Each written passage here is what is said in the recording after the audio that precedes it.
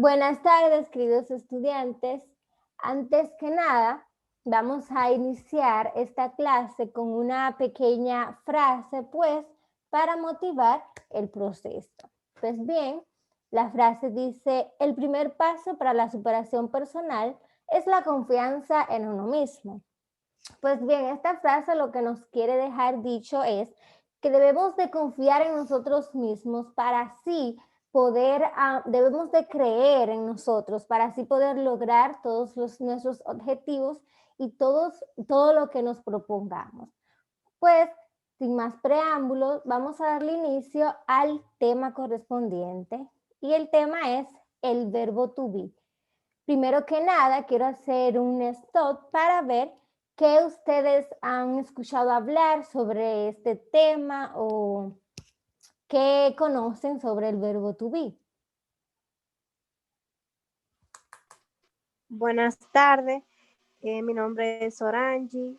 Bien. Yo puedo decir acerca del verbo to be que significa ser o estar, es decir, un verbo auxiliar que lo podemos utilizar en presente y en pasado. Exacto, Sorangi, muy bien. Pues, como ya saben, el verbo to be es un verbo irregular que lo vamos a utilizar en el idioma inglés.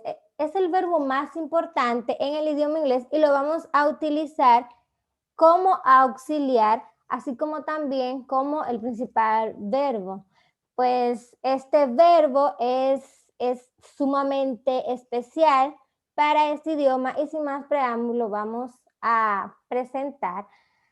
Well, have you know in English we have different subject pronouns, and these are I, you, he, she, it, we, you, and they.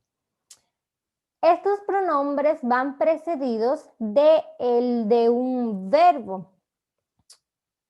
Estos verbos son los siguientes. Para el pronombre I, el verbo que le precede es am. I am. En español decimos yo soy. Para el pronombre you, tenemos el verbo are.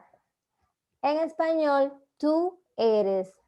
He va precedido por el pronombre is.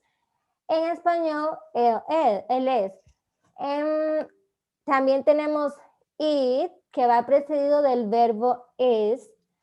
El pronombre we, que va precedido del pronombre are. You, como te había mencionado anteriormente, are, they are.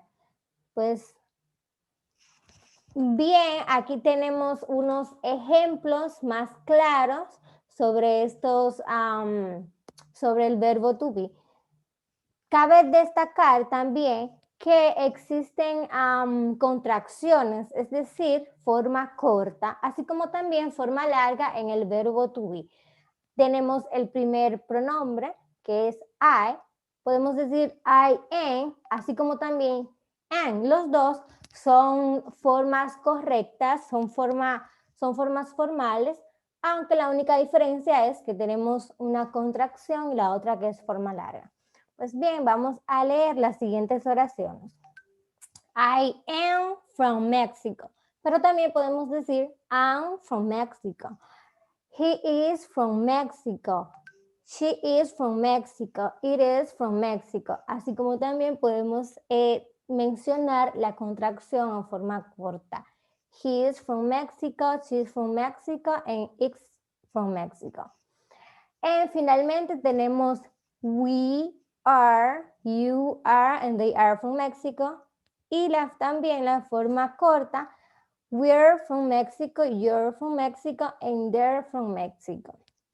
Pues bien, aquí tenemos una pequeña tarea, la cual los va a ayudar a ustedes a poder seguir interpretando y conociendo sobre este verbo. Y vamos a leer las oraciones de la tarea para así las instrucciones. Completa con el verbo to be de manera correcta en el pronombre correspondiente. Aquí lo que ustedes van a hacer es, dentro del espacio, dentro de la raya, lo que van es a colocar el verbo to be de manera correspondiente. Y finalmente aquí está la metacognición. Bien, ¿qué hemos aprendido? ¿Qué hemos aprendido? Pues bien, lo que hemos aprendido es acerca del verbo to be, como ya les había mencionado, es el verbo más esencial en el idioma inglés. ¿Para qué nos ha servido? Bien, pues dentro de las utilidades que tiene el verbo to be, sirve para presentar, decir nuestras profesiones, para dar el dato del nombre, así sucesivamente. ¿Y cómo lo hemos aprendido? Pues bien, lo hemos aprendido mediante una serie de ejemplos, de ejercicios, y nada, eso ha sido todo. Bien, para determinar que las competencias se hayan cumplido de manera correcta, en la próxima semana vamos a tener una pequeña evaluación. Así que sin más preámbulo, me despido. Bye.